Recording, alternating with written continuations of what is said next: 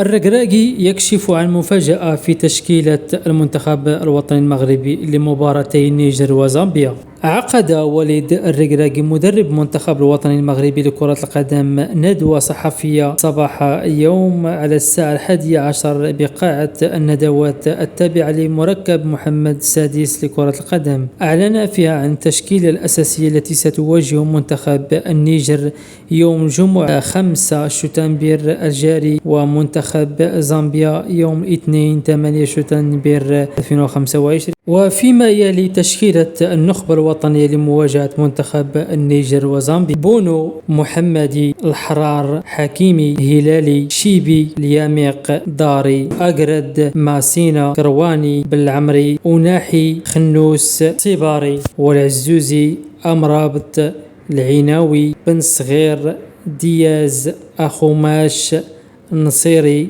الكعبي، سندي، إيقامان، طالبي، وعدلي. وستنطلق مباراة أسود الأطلس أمام النيجر بداية من الساعة 8 مساء على أرضية المجمع الرياضي الأمير مولاي عبد الله بالرباط.